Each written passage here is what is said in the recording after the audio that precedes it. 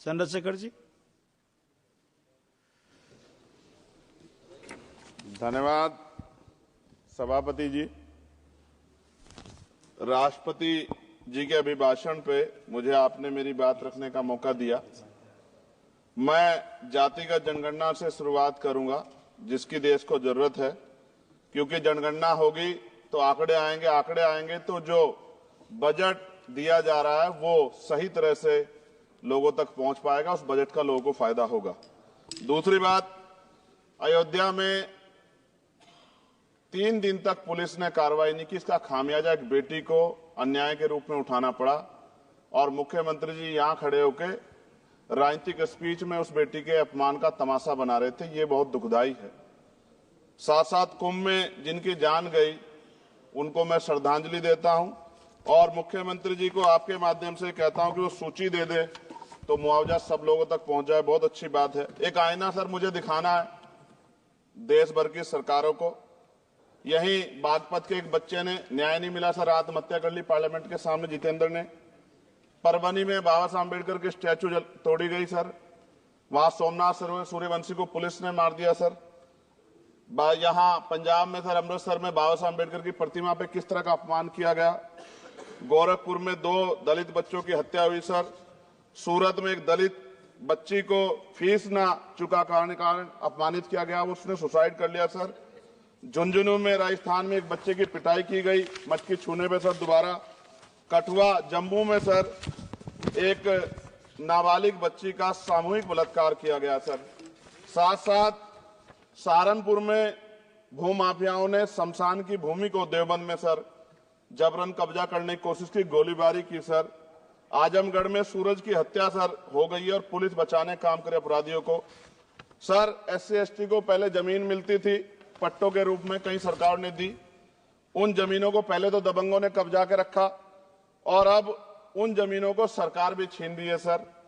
शहर में रहने वालों को SC ST को आवासीय पट्टे दिए जाने चाहिए। आजादी के 75 साल भी घर नहीं है, बाद भी SC ST के बच्चों को जो स्कॉलरशिप दी जाती थी, केंद्र और राज्य का आपसे विवाद है कि 60% आप दोगे, 40 हम देंगे।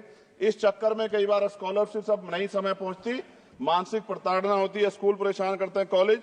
इसलिए मेरी राय है सर कि 0 बैलेंस पे उन बच्चों का एडमिशन कराया जाए।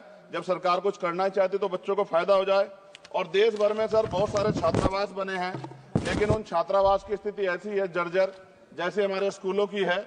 इन छात्रावास का जीर्णोद्धार करा जाए, उनकी रख रखाव का ख्याल रखा जाए, क्योंकि यहाँ देश का भविष्य तैयार हो रहा है। और ऐसी हालात सर स्कूलों की है, स्कूलों के हालात आप देश भर में, मैं उत्तर प्रदेश से आता हूँ, जाके देखोगे नगीना क्षेत्र में सर अगर स्कूल गिर जाएगा किस दिन बहुत बड़ा हादसा हो जाएगा, कोई पूछने वाला नहीं है सर।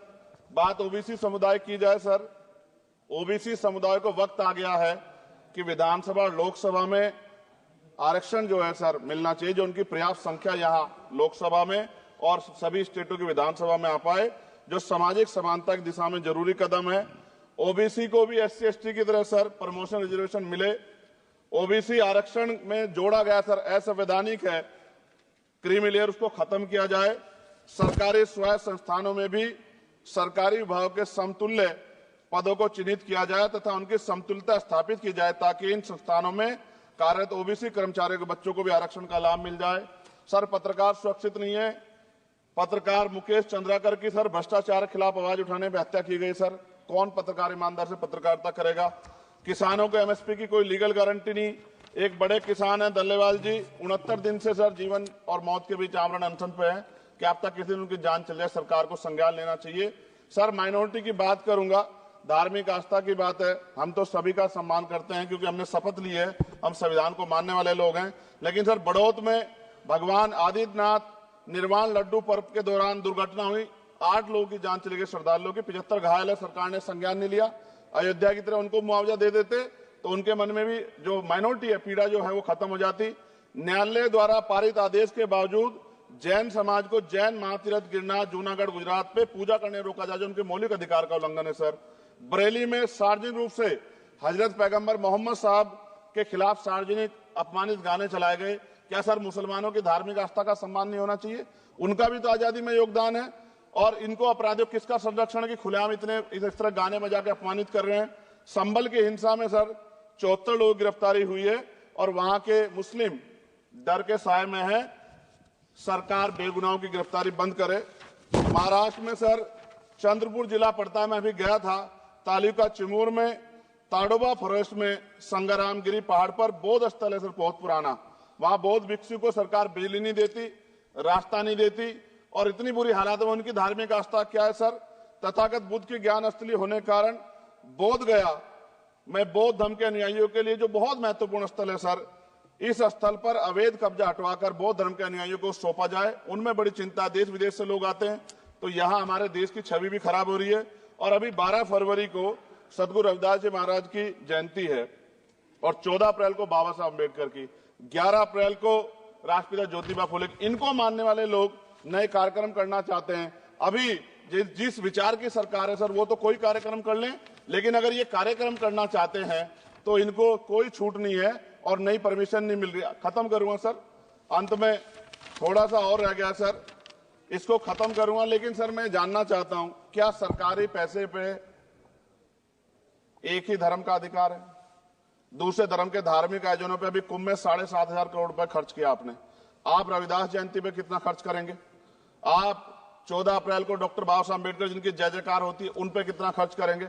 और उनके विचारों को आगे बढ़ाने के लिए आप क्या सहयोग करेंगे? ये सवाल बहुत बड़ा है। और अंत में सर मुझे आपसे, आपके माध्यम से सरकारों को कहना है सर, क्या इस देश से दलितों, मुसलमानों, पिछड़ों, आदिवासियों को निकाल देना चाहती है सरकार? जिस तरह से उनके अधिकारों को, स्कॉलरशिप को, उनकी पढ़ाई को, हेल्थ सिस्टम में कोई पैसा नहीं खर्च हो रहा है, क्या उनको निकाल के इस देश को ऐसा देश बनाना चाहते हैं जहां कुछ ही धर्म के लोग रहेंगे? सर मैं ये कहना चाहता हूं, देश सबका है और अगर सरकार ये तय करके बैठ गई कि वो दलितों, मुसलमानों को, पिछड़ों को, आदिवासियों को निकाल देगी, तो सर ये संभव नहीं। इतनी बड़ी आबादी है, हम अम्बेडकरवादी लोग उनके पक्ष में खड़े हैं क्योंकि हमने शपथ ली है कि हम हर व्यक्ति का संरक्षण करेंगे। और मैं आपके माध्यम से सरकार को चेतावनी के तौर पर कहना चाहता हूं, सरकार अपनी इस आदत में सुधार करे, वरना इसके परिणाम सड़कों में बहुत भारी होंगे। अगर मुसलमानों को, दलितों को आप लोग निकालने के बारे में सोचोगे और उनकी धार्मिक आस्था का अपमान करोगे, तो ये हम लोग किसी कीमत पे बर्दाश्त नहीं करेंगे। मैं आपका धन्यवाद करूंगा सर, लेकिन साथ साथ मैं ये भी कहूंगा सर, और सर खत्म कर रहा हूं सर, 10 सेकंड में खत्म कर रहा हूं सर, आप आदेश करेंगे तो खत्म कर दूंगा। खत्म कर दीजिए, एक सेंटेंस बोलिए। 10 सेकंड में खत्म कर दूं सर, एक सेंटेंस में 10 सेकंड ही आएगा, बोलिए। सर मैं बस ये कहना चाहता हूं कि सरकार सभी का ध्यान रखे और उनमें भी गरीबों का ज्यादा ध्यान रखे, क्योंकि सर अभी जेब कटाई हुई, 2800 रुपए का टिकट है सर इलाहाबाद का, 56,000 रुपए का था सर। मैंने मंत्री जी से कहा, तब जाके उन्होंने संज्ञान लिया, तब आधे रेट हुए। इसलिए कह रहा हूं, धर्म के नाम पे धंधा और लूट नहीं होनी चाहिए सर, इसकी जिम्मेदारी सरकार की। धन्यवाद सर।